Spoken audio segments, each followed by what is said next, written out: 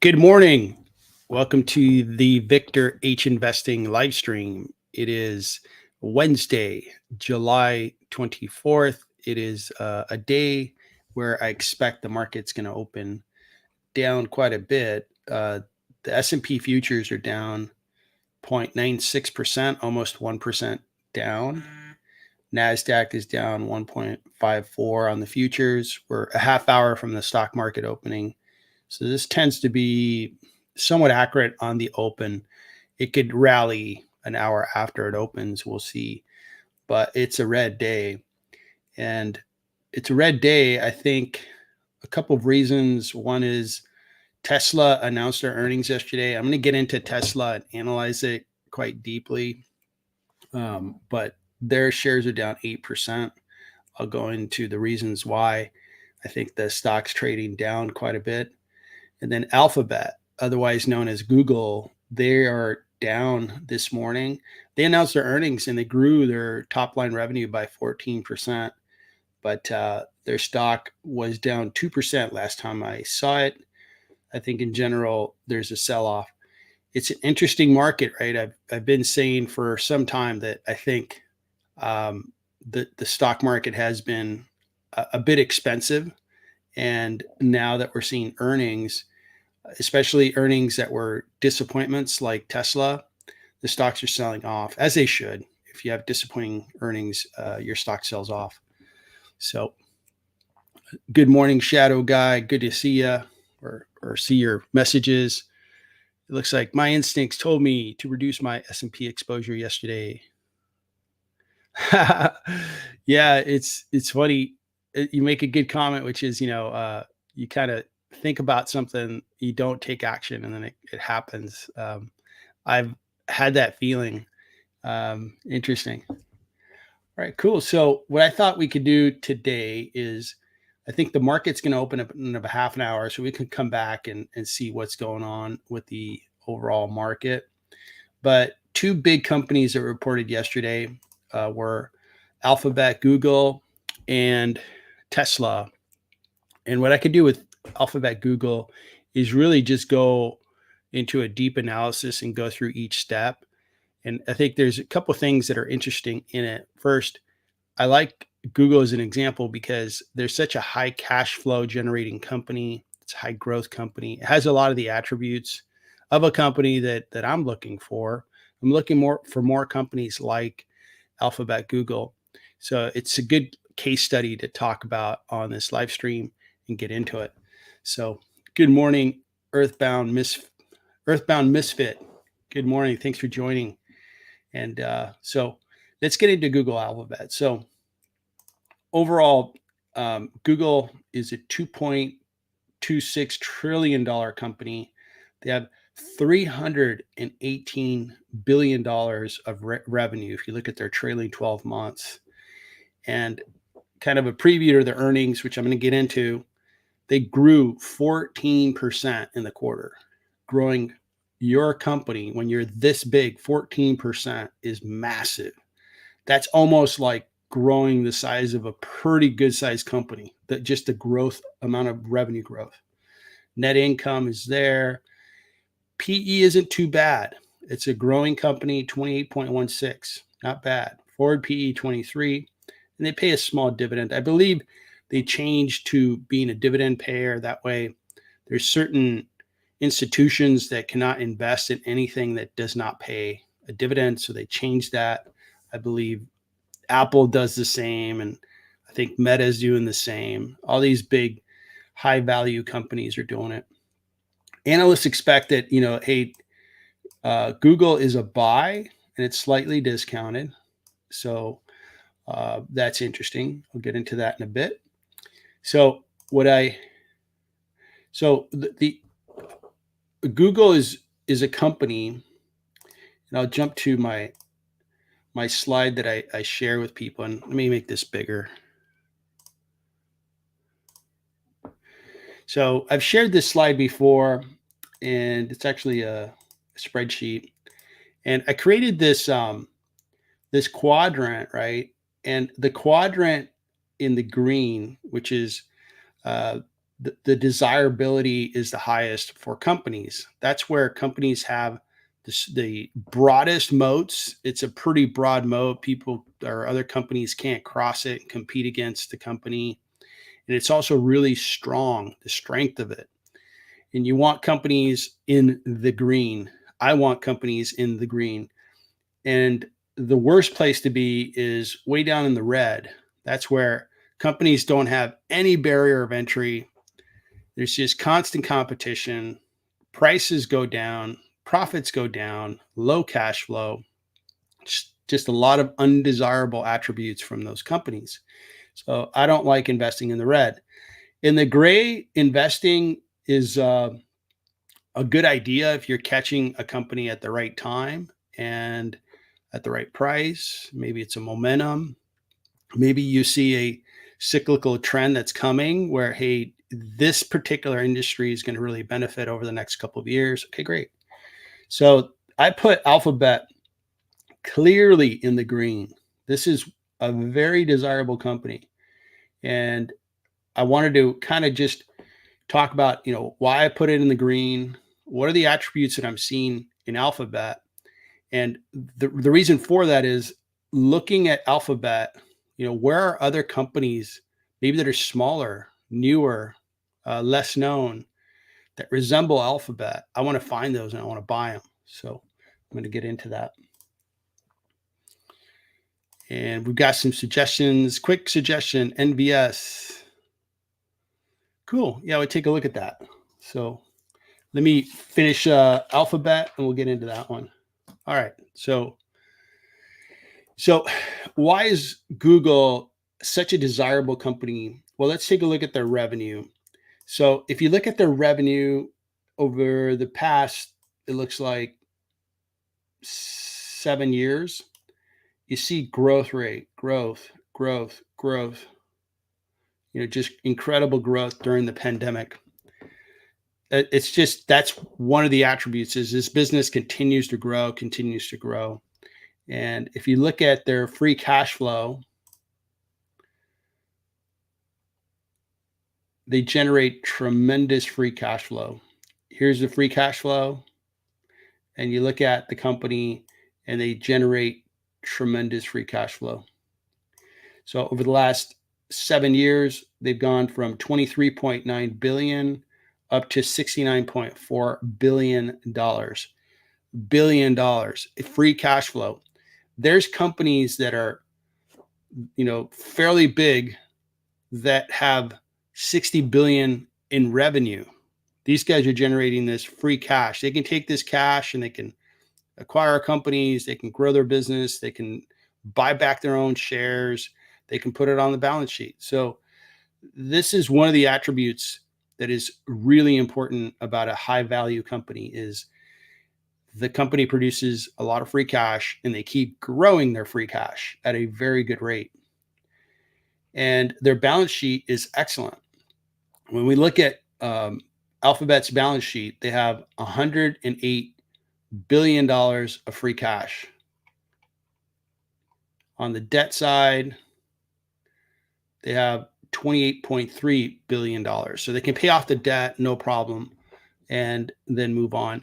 Not sure why they're carrying any debt, but I'm not gonna argue or question what their CFO has decided on that. At the end of the day, they have far more cash than they do debt. So it's a very high quality balance sheet. It's a growing company. All those things look great. When we look at their earnings per share, analysts, it's one of the biggest companies on the stock market. So 37 analysts cover it. They say, hey, it's a buy rating, and it's discounted by about 4%. If you look at the average that these analysts are saying, $7.80. It's supposed to grow their earnings per share nicely in the future. So all things look good for Google. Coming back to Google as a company, the things that I really like about Google is that they have their search business, which is, the number one search on the planet. They have YouTube. We're on it right now, and it's really grown. It's not now number one streaming platform in the marketplace, which is incredible. And they have other businesses. The Google Cloud business is really growing, and we're going to get into their earnings. You'll see that it's growing really fast now. So that business is beginning to take off.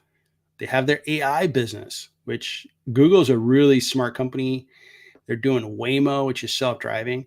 They've been doing it for 10 years. And I'll get into, how I think that business is going to be a value add to the overall company. All right, so we have a really sound company. Now let's take a look at their earnings. So I'm going to go to their earnings, which is on their earnings page. Kind of go over some highlights. And again, their revenue grew 14% in the quarter. So just for the quarter. So that's very good growth. The earnings per share. So they beat on the top line and they beat on the earnings per share line that the market was expecting. Overall, things look good from the advertising business on search, really did well. YouTube did well.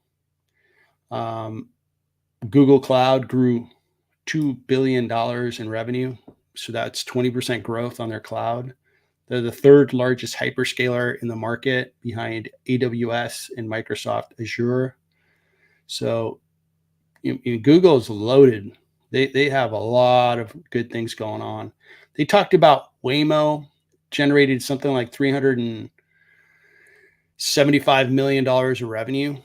So there's self-driving cars operating in Los Angeles, Phoenix, San Francisco, some of these big cities, and Google's kind of going at it in a cautious pace. They're not like jumping in and just having self-driving cars everywhere and seeing if they run over people. They don't want to take that risk. They're going at it in a very careful manner. I think they're really beginning to grow that business. That's going to be interesting to see. I have been driving in Los Angeles and have seen the Waymo cars driving around me.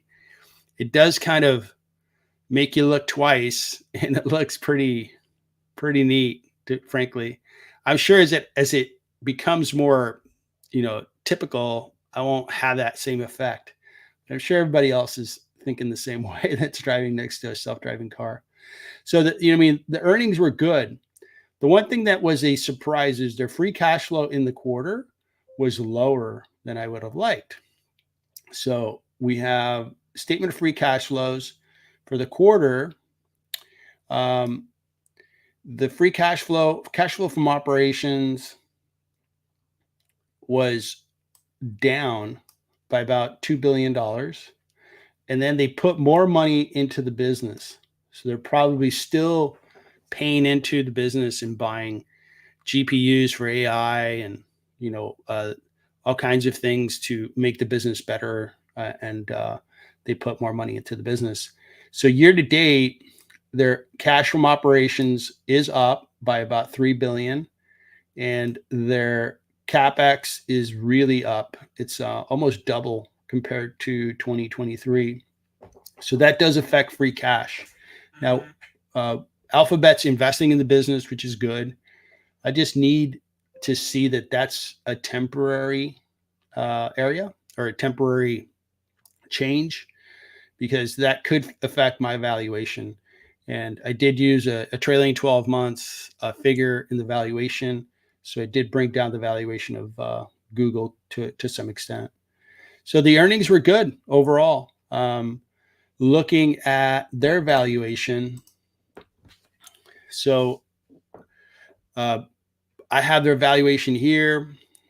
It's a high quality company, so I'm going to use a low discount rate of 7.5%. But I get their trailing 12 months of free cash flow and use that to set my forecast. I'm going to grow cash flows by 7% into the future. And the reason I have to monitor that, growth of cash flow is if they don't continue to grow their cash flow, it really does change my forecast. And so it'll change the valuation even further. I brought down the number from the previous number I had in their forecast as the beginning point. But I think some of these things are one-time investments, like the AI build out I mean, that's one time. You buy the GPUs, you put them in your data center, and you're good to go.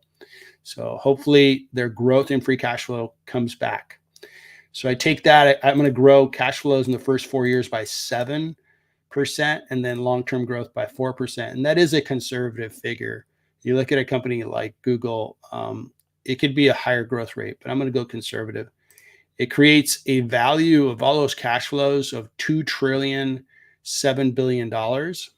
And I'm going to add the cash on the balance sheet and take away debt to get to an equity value of $2.1 trillion. The market cap of the company is, and that is not updated. 1 second. So we just looked at that figure, and I need to look at those figures one last time here, because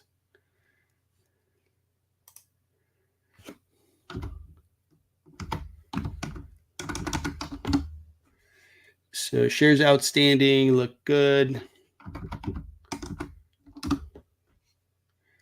Stock price 183.60. Okay, cool. Sorry about that.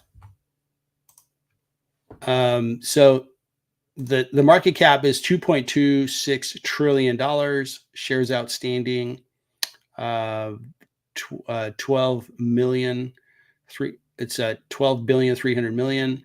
So the share price is $171 value per share, compared to the actual share price of $183. So it's, if you look at their cash flows or cash flow forecasts, and they look at their current market cap, Google is actually being sold at a premium of 7%. If you just look at cash flows. But if we look at the earnings per share, it's this year it's expected to be $7.80. I'm going to give them a P of 36. It's a growing company. I think it's underappreciated. So I like the company, and I give them a 36. It's up in the green quadrant. So I use a 36. I'm going to grow their earnings per share by 10%, which is less than what other analysts believe. And it gives me a per share value of $308. The current stock price is $183. So there's about a 68% discount if we look at earnings per share and go through that valuation method. When I blend the two, I get an 18% discount on Google. And Google is my second biggest investment. Meta's number one. And and if you measured how many dollars I've bought more Alphabet stock than any other stock. Meta is higher in value because it's appreciated faster. At this point, looking at the fact that I think the company is a very unique company. It has incredible barriers of entry. If you think about the search, if you think about YouTube and how high growth it is, and the competitive advantages that YouTube has, right? I'm creating content for them. They're not paying me directly. They're just, saying, hey, if you want to create content, go for it. As well as other YouTubers do it for them. Their Google Cloud business is very good. So these competitive advantages make the company incredibly valuable to me. So I love the company. I like the management team of the company. I think this business is very unique, and I'm glad that I'm an owner. Their balance sheet is excellent. I showed that they have far more cash than they do debt, and they just keep generating that free cash. So the company is slightly discounted. On down days, I'm going to be buying more shares of Alphabet. It's a stock that, I don't know what percentage of my portfolio it represents, but let me take a quick peek. So it's 7.1% of my stock and bond portfolio. Google could be 10, 15%. I'd be okay with that. Especially if it appreciates a lot, I'm okay with that. I'll continue to buy Alphabet stock. So that is Alphabet. And Kidder, good morning, sir. Thanks for joining. Very nice to see you. You were driving. Well, hopefully you're in a nice, safe place. Oh, I'd be happy to look at CM, CSA, Comcast. We can take a look at that. They had earnings, was it yesterday? And I think the stock was down, but we'll take a look, see what's going on. And then before that, I'm going to look at NVS. And I'm not sure if it's NVS or NOVN. So I'm going to look at that one first. Okay. So, and then Sergio, good. It's good morning where I'm at. How are you? I believe you're in Portugal. So when the market opens, you think Google will recover from the current 4% loss? My guess is that the market's going to open down and Google might recover a little bit, but I think we're going to end the day with a pretty good down market. I don't know that Google's going to go down further than 4%. It might, maybe to 5%. That would be a big down day for Google. It might come back to 2% down. We'll see. But it looks like a pretty down market. Where are we at now? I mean, the market overall is down close to 1%. We are 9 minutes from the market opening. The NASDAQ, which is probably more reflective of, Google, is down 1.45%. So let's see where it ends up, but that's my best guess at this point. All right. So we looked at Alphabet. I'm going to look at Tesla, but before I do that, let me jump into the two suggested companies that we've heard of so far. So NVS, I guess this is Novartis, right? So this is a pharmaceutical company. I am familiar with them. Yep. And I looked at this company in the past and I actually owned their stock for some time, but that's like 5 years ago. So it's been a while. And market cap, $210 billion. Revenue is $48.86 billion. Over the past year, they are up 4%, which is not a lot. Might be a good opportunity.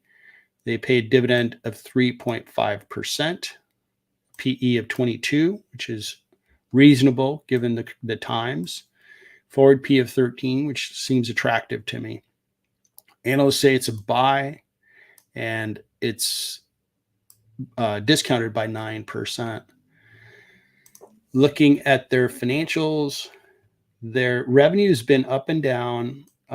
They've had years where revenues went down. And they've had years, especially this recent year, where revenue went up. The trailing 12 months shows that they're up 9.7% on their top line, which is good. When we look at their free cash flow looks good. So we have a company that has cash flow of $14 billion. Quality company like Novartis, I mean, I'm thinking you can probably calculate a discount, maybe a 20-30% discount based on the market cap of $210 billion. Because I take that number, the free cash flow number, it's a quality company, I would multiply it times 15 or 20. And if I multiplied it times 20, we're at 280 billion. Multiplied it times 15, it would be fairly priced at that 210 number. So somewhere in between there would be probably where I would land. If I recall, the thing that I didn't like about 5 years ago is their balance sheet. They have 8.4 billion in cash, but their debt level concerned me. So let's take a look at that. Total debt, 28.9. No, that's not a problem anymore. Yeah, I think they got to this point and it started to scare me. The growth in debt is what caused me to, leave the stock. But they brought it down, which is good. So 28 point. Let me look at their debt to EBITDA. So debt to EBITDA represents, how quickly they'd be able to pay that debt just operating the business. And debt to EBITDA is 1. So it's very good. Very high quality balance sheet. So a high quality balance sheet, it would probably value quite well. So let's do a quick valuation on this one.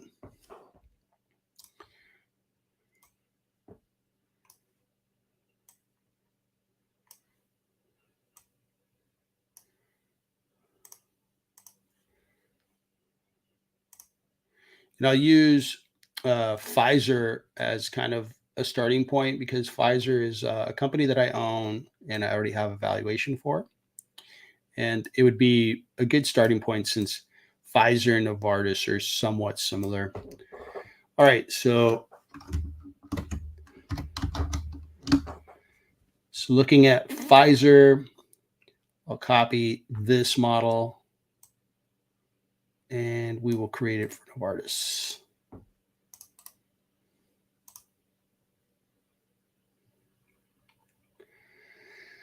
Okay, so we showed that the balance sheet's in really good health. They have debt to EBITDA is 1, which is very good, and they generate good free cash flow. So an 8 is fine.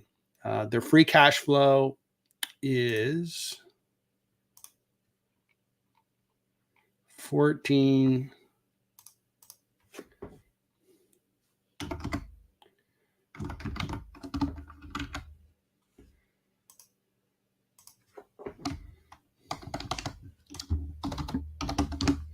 Trailing 12 months. All right. So the growth rate that I'm going to use, so I'm using 10% on Pfizer because they really are going to start growing. Novartis, on their growth of revenue,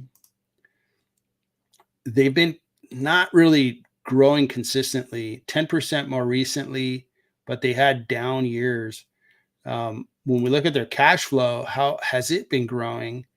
It also has been, going down a bit, going up, going down, going up, and then more recently it's gone down.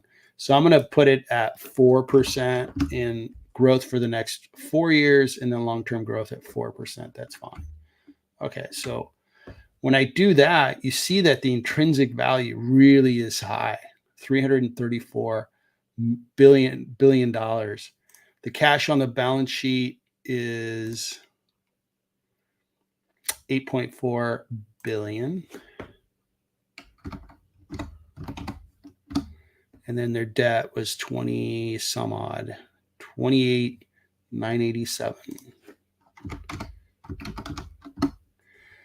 So when I compare that to their market cap of 210 billion,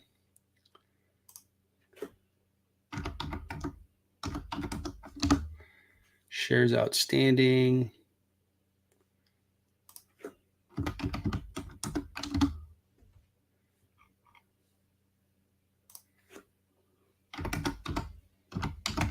so looking at their cash flows, the company is discounted by 49%, just using a forecast on their free cash flows, adding their cash, taking away debt. I think they have a quality balance sheet. This is NVS.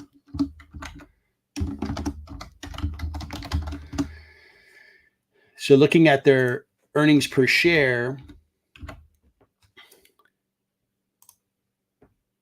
analysts say that it's a buy. And what's interesting, most analysts agree, and there's only 3 analysts. So I guess the good news is that they're all around the same price, and it's discounted by 9%. When I look at their current year earnings per share, it's $7.35, and it's supposed to grow. So I'm going to grow it at, we call it 5%, but I'm going to start with 735. So a PE of 18 is fine, and I'm going to grow it at 5%. So $138 per share, and it's $107 stock. So in general, I mean, it looks like an unappreciated company. The healthcare industry has been unappreciated for some time. I think the healthcare space, it was a beaten down space that has been sold off. If you look at pharmaceutical companies, Eli Lilly being the exception because they did the weight loss drug. But other than that, I see that a lot of healthcare companies have been underperforming the market, and it's an opportunity potentially to buy at the right time and then see healthcare go up. Healthcare traditionally has been a good investment for the market and for myself. So That's a pretty interesting company. Hopefully you found that interesting. Now let's take a look at Comcast. So Comcast had earnings, I believe, on yesterday, excuse me. And the earnings came in and the stock did sell off. This is where they announced before the market opened and they sold off. And then they've recovered, some of that fall. But the market didn't like a couple of things. Let's see if they can refresh my memory. We'll take a look at their financials. So it's a $150 billion business, $121 billion in revenue, profitable company, and pays a nice dividend of 3%. Over the past year, you see this downward slope. Now, Comcast competes, like if you look at their streaming business or their media business, they're competing against Netflix. They're competing against Disney. They're competing against YouTube. So the media business is right out there, and I think they're competitive, especially their studio is really good.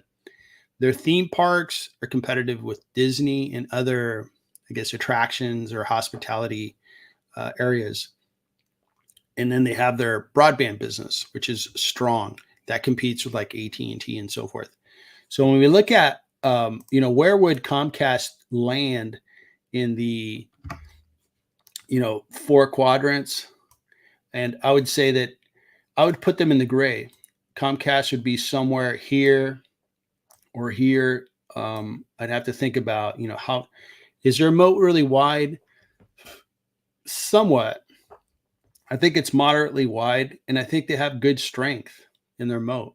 Their businesses are good. Like you can't just start a movie studio and be successful. It's quite hard. So I would say that their moat is pretty good, but it's not in the green.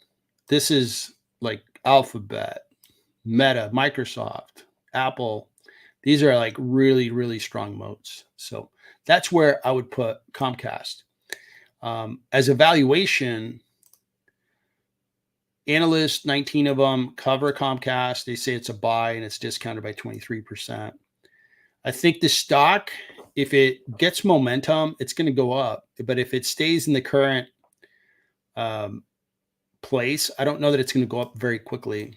It has a good earnings per share and they expect to grow it. So that looks good. When we look at their free cash flow, which they do produce nice free cash flow, they have free cash flow of trailing 12 months, 11.4.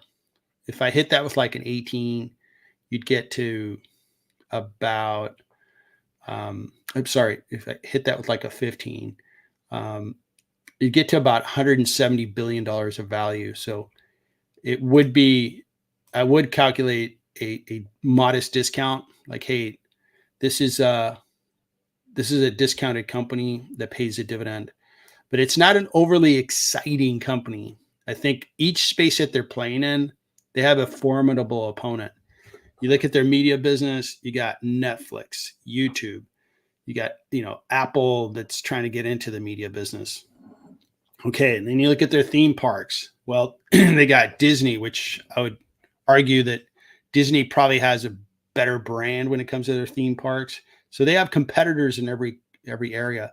So it's not an overly exciting company that's going to have a lot of momentum. And I think the stock, performance is showing that, hey, it's not an overly exciting company with not a lot of momentum. So this might be an investment that does underperform over time. I would put that out there. So hopefully you found that interesting. All right, cool. Thanks for showing up, Shadow Guy, and asking. Let's take a look at the market since we now have the market open. And looks like the S&P is down 9.99%. If we look at the last month, we're down almost 3%. If we look at the peak that was on July 16th. So interesting.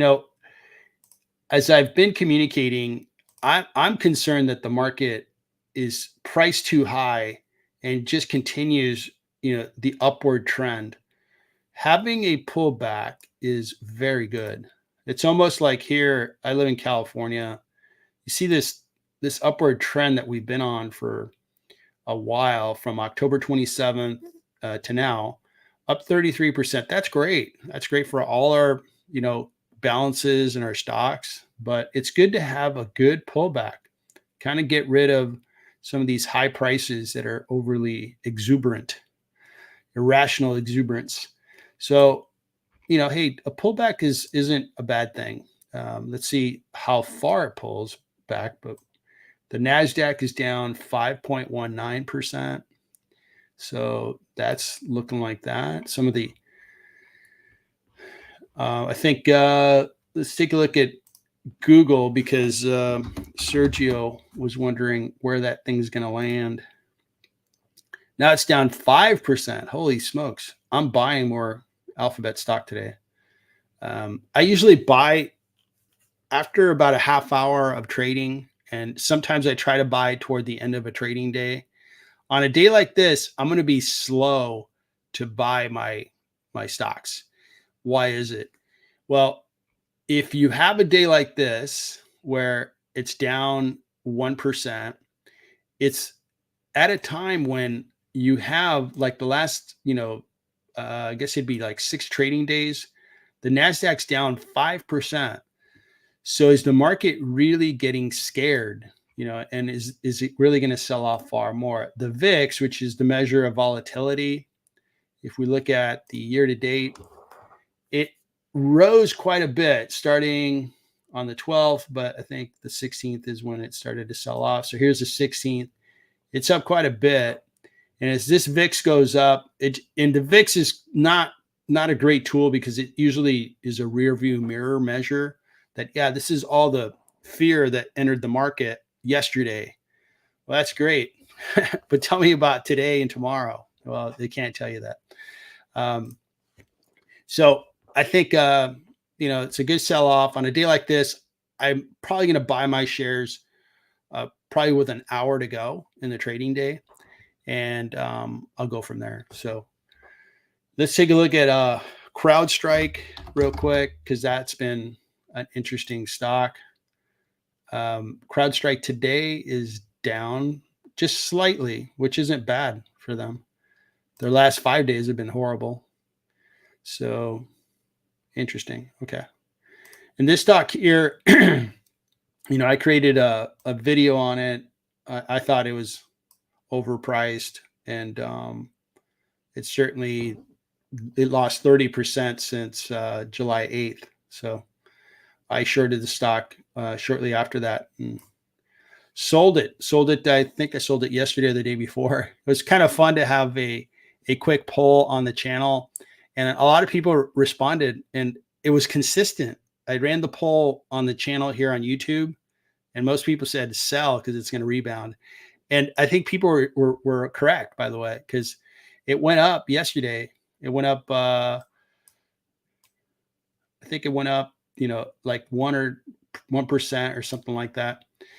And I also ran the same poll on Reddit, and there was like 30 some odd respondents on YouTube, 30 some odd respondents on Reddit, and it was consistent. Everybody's like, sell it, get out of it, take the gain and move on. So that was a productive move.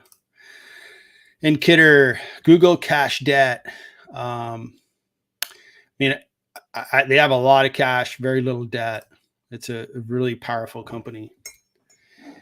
And Kidder, what I heard, that companies that took debt like a few years ago, very low interest, while getting, it could be an arbitrage opportunity where they took out debt paying 2%, like you're saying, let's say 3 years ago, and now they're earning 5%, and they're earning a 3% differential on that debt. If that's the case, obviously their CFO's having fun and making money for their company, which is interesting.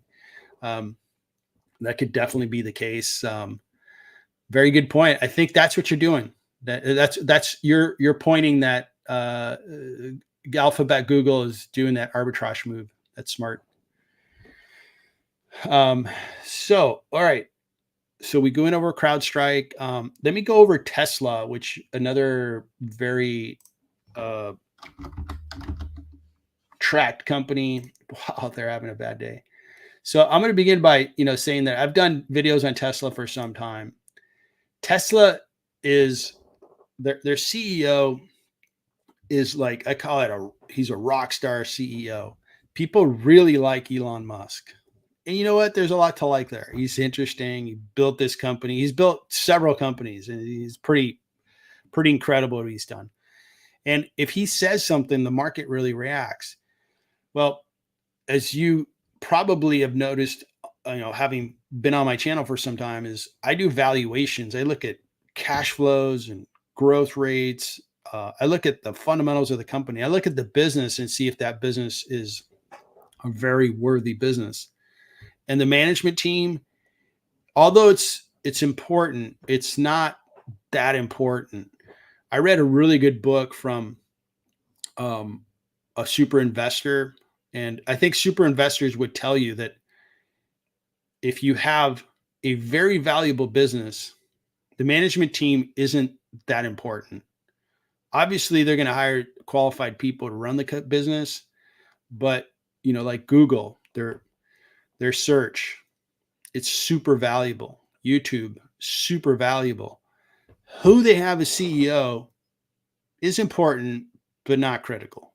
You can, if the CEO, if you switch the CEO, there'd probably be a little bit of like temporary concern, and it'd go away because you're back to the search business is just crushing every other competitor, making lots of money. And YouTube keeps growing faster. It's now the number one streaming service. So the business is not replaceable. The management team is. So that's Tesla is a business that is in this quadrant, in my opinion. And the reason for it is that they are a car company and they have plenty of competition there. And okay, they were an EV car company for a while that had few competitors, maybe for a year or two. And now they have lots of competition. Every major brand has an EV, and the EVs that these brands are coming out with are strong. So, I think Tesla at best is going to be in the gray. So you got to buy it at the right time. And frankly, there's been really good opportunities to buy Tesla. If you look at their 5 year, I mean, you could have bought it here and really been sitting on a great gain and then sold, because this is not an investment that you want to keep for a super long time. If you had have bought it at the peak and some of these low points, you'd be down 58%, you'd be down 45% now. So it isn't like up and to the right graph. It has been a very volatile stock. It recently really went up. All this rise in 71%, it was just Elon Musk talking. And that's been one of the things where I shake my head and go, I cannot invest in Tesla. I can't do much with a company like this because it's almost like the GameStop thing where there's certain investors that will invest based on, what Elon Musk says and how much energy and excitement there is with a company. And that's not my game. My lane is valuations, fundamentals, and so forth. When we look at Tesla's earnings, um, and I think we'll be able to get to it. So when you look at the big taglines, the other thing I would say about Tesla is that their earnings disappointed. Their top line revenue dropped like 7%. The number of cars they sold dropped. The selling price of their cars dropped. I mean, those are all bad things. Meanwhile, GM and Ford are doing well, and Toyota is doing great. So their competition's tough. So Elon Musk talks about things outside the car business. Oh, we're going to have a Dojo supercomputer. Oh, we're going to start making robots. Oh, we're going to have self-driving. And he says these stories to capture the imagination of investors. That might be interesting, like the Tesla robots are coming. Well, if you want to have a robot company, create a robot company, but you are a car company. And if GM said, oh, yeah, we're going to start creating robots, the the company, I mean, the market would be, oh, you guys are crazy.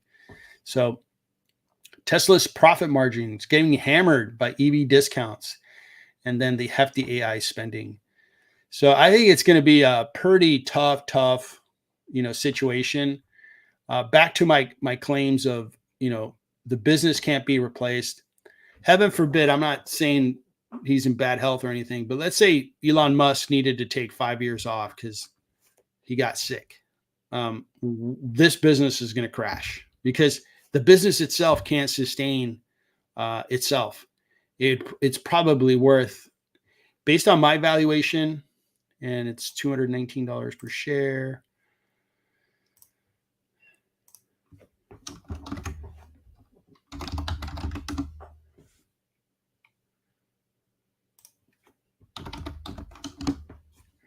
So Tesla is overpriced by 82% based on my valuation. If you look at it as a car company. So if Elon Musk, let's say he needed to take 5 years off, this stock is going to crash because once you don't have the Elon Musk factor, this business is done. It does very little cash. I mean, we're looking at Google doing 70, $80 billion of free cash per year. That's a valuable business. Their balance sheet's a little riskier because they don't have as much cash. They're in a business that requires a lot of capital. Their debt isn't too bad. But when you value the company and then compare it to its market cap, Tesla does not hold a big value to me. And we'll see where it goes. It's not a stock that will trade like other stocks because they have a rock star CEO. It's now it's down 11%. Wow, man, what a down day. We'll see how far it goes. So 5-day.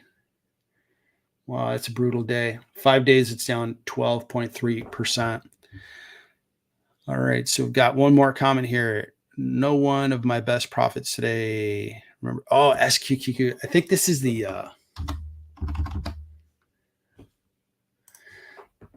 ultra short. Wow, look at that. So this is where,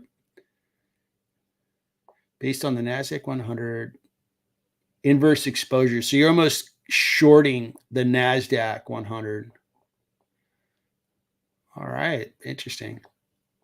So dividend, very high dividend. Interesting. Overall, it's been really suffering, but in the 1 month, especially if we look at from the point of July 10th to now, it's really doing well. Hopefully you're making lots of money on this. Very interesting.